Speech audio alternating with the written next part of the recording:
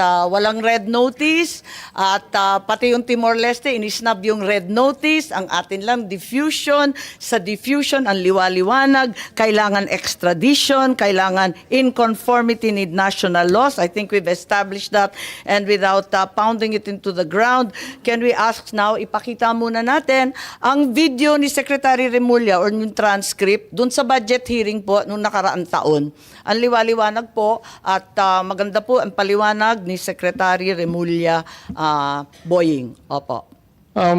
But when it comes to them going into the country, kung gusto nila pumasok dito upang manghuhuli at magpasagawa ng warrant na kanila pong na-issue po siguro ng ICC pagdating ng panahon, kailangan po itong dumaan sa ating court system. Ito po ay kinakailangan ng isang action to enforce a warrant, action to enforce a judgment. Kailangan po dumaan yan sa ating court system. Kaya hindi ho namin pakikialaman kasi yan po trabaho na ng Interpol kung talagang gusto nilang habulin yung tao na nasasaktal. Yung sabihin natin, nag-issue po na warrant of arrest ng ICC, gusto mong enforce ng Interpol dito, pero para ho ito ay matuloy at hindi ho magkaroon ng kasuhan, kinakailangan pumunta muna sila sa korte natin. There's some things that the Supreme Court would be looking at if what was alleged in the crime would have happened if we were still members of the ICC.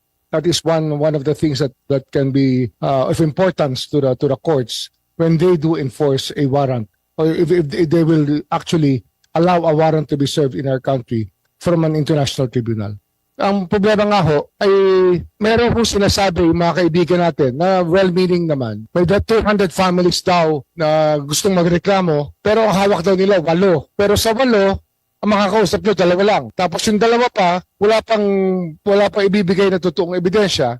Napakahirap po talaga maghabol. Ang ano nga yung nag-hearing po ang Human Rights Committee ng Kongreso tungkol dito. At ang lumalabas po talaga, yung mga nangyari po kasing EJK nung panahon na yon, ay wala hong police report eh. Walang police blotter, wala hong record. Kaya napakahirap po maghabol talaga.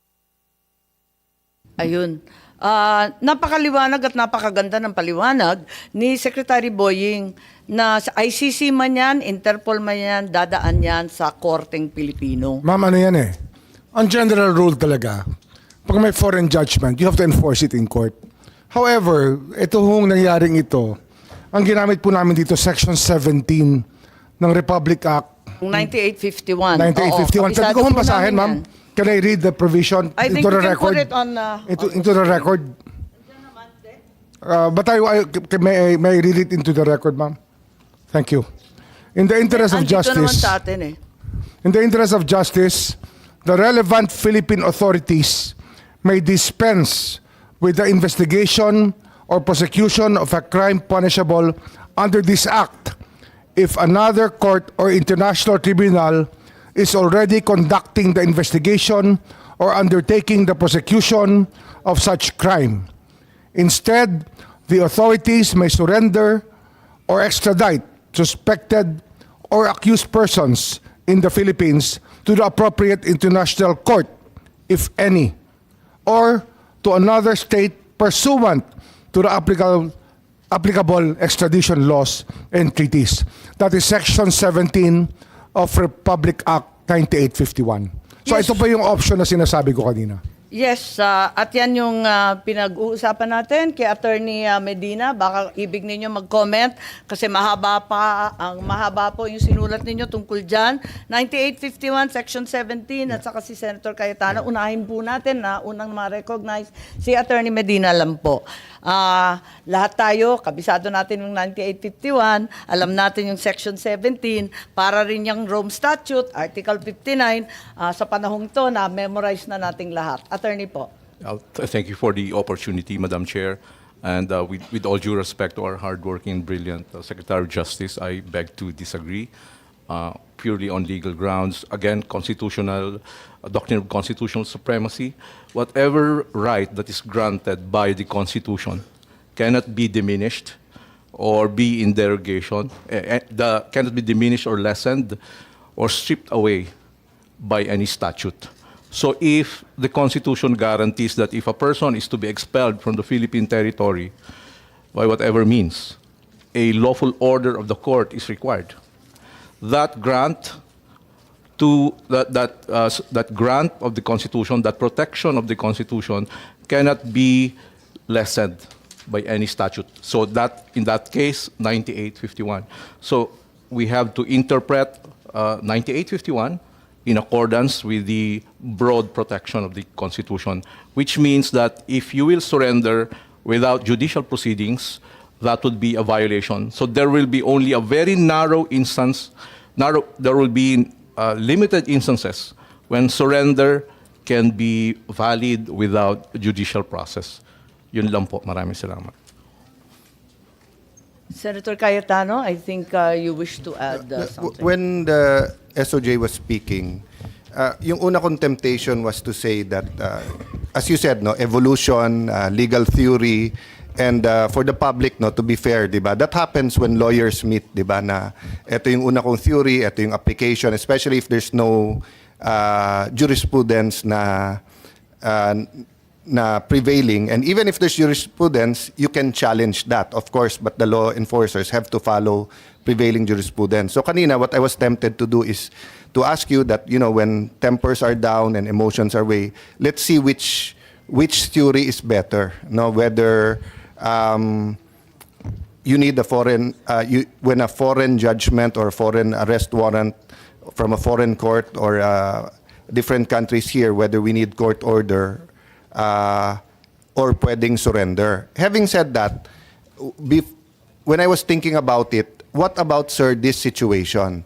So let's say that law authorizes the government to surrender a Philippine citizen.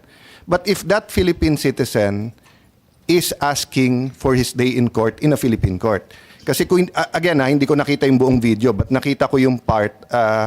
I think this is more from the videos na pinost allegedly taken by Kitty Duterte, di ba? But I just saw portions eh. So isang portion doon, nung una sinabi kay Presidente, former President Duterte na sa Hague ka dadalhin, sabi niya, patayin niyo na lang ako or you'll have to kill me. I'm paraphrasing.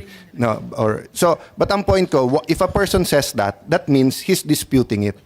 So my point, assuming for the sake of argument, as the state, the Philippine government, can choose Article 17 to surrender, does that take away from the person being arrested the legal remedy of questioning the action of the executive before Philippine courts? The option is always there if it can be done. But under the circumstances, it could not be done. So no effort was made to get any warrant from a Filipino court? I said think there that was they no- were, the whole time that everything was happening until the evening, there were even attempts to show fake orders of the courts saying that there is a TRO on the action of the PNP. Yes, I believe fake that news. this was being showed by E.S. Medialdea. Am I correct, General Torre? E.S. Medialdea was showing them text messages that there was a TRO. So they were attempting, they were trying their judicial option. But may we I- already decided, it was already decided that I think that's not that Section relevant, 17 Secretary. of Republic Act 9851 will be the one used, the surrender part. May I Sige. clarify that, ma'am? Just that part, Yes, no? Senator Cayetano. So we agree, di ba, na yun, ICC or whoever may, or extradition, or basta under that law, no? Dumating dito, inarrest, sabi nung Pilipinong inaresto, okay, no problem, I'll face court there, dalhin niyo ako doon. So, walang problema yung surrender, di ba? Kasi he or she surrendered to government, government surrendered under the definition ng surrender under that law, Section 17. But sabi mo, what was your exact word, sir? If possible or if, ang sabi mo, nung tinanong ko SOJ na, can that person have the opportunity to question before Philippine courts? If it's done, it can be done. Yes. Some people have been managed to get court orders in a matter Yes. of hours. But- Only in this case, wala akong nangyari. Yes, but yun nga ang point ko. Isn't the better rule, we give them reasonable time to do that? So that we don't deprive...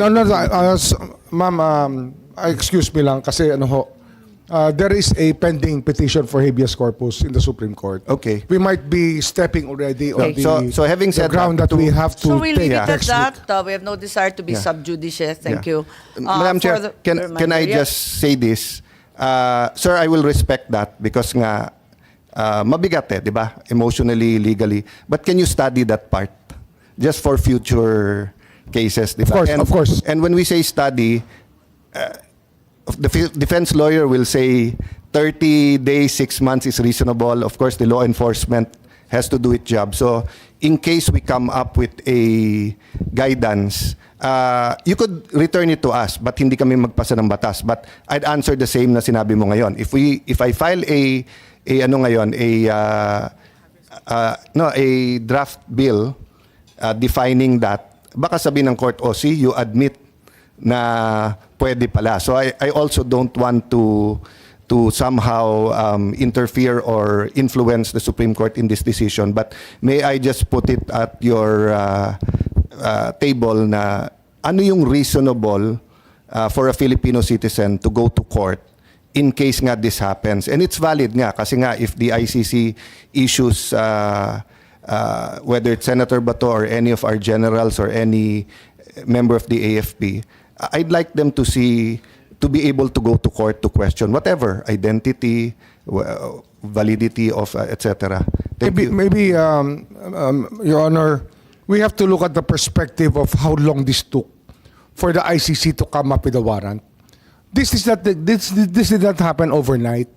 I believe that even Senator Bato has told you that he has received written interrogatories coming from the ICC. He's being given his day to explain whatever side he has on the ICC controversy. Kaya nga. Senator Bato himself has answered that. I'm sure the former president was given the chance by the ICC. I mean, I don't think that 125 countries would agree to bully somebody and not give him a chance to explain. I Madam think Chair. that it goes beyond convention Senator that we will allow this to happen. Yes, Secretary Chair. and Senator Cayetano. I think I'd like to agree to disagree with you on that part. No, kasi yung questions ko later on are factual. Kasi if you look, I don't know if it was the Solgen, we asked the ICC to pause, to stop. Diba? And number two, iba kasi yung sa akin na mag-explain ka sa Philippine court at mag-explain ka doon. And lastly, sir, I get your point, 125 countries. But President Trump, the US President just said na panay politika ang ICC, sinanction niya and everything. So I can also make the same agreement. US is the greatest country in the world, next to the Philippines, of course. The US is the land of the free. The US ganyan. So if the US thinks the ICC. So I'm respecting your opinion na fair ang ICC, 25, etc. No? However, yun nga ang point ko. The President is almost 80 years old. If the case take out jurisdiction, if the case takes about 6 years, he'll be 86. If it takes 8 years, 88. Kung si Enrile yun, okay lang. When he gets there at 80, he'll be out at 88. He's 101 years old. I'm not saying okay lang ipadala si Enrile. I'm saying he's blessed with longevity and, di ba, sa LEDAC, naglalabi pa, nag-ano kung anong tingin niyan tama. But my point is, sir, yung ako personally, naghahalo na yung legal at emotion pag sinabing nandun na siya, dun siya magpaliwanag. Kasi nga Pilipino na pinadala doon. But I'll agree to disagree with you there and stop there.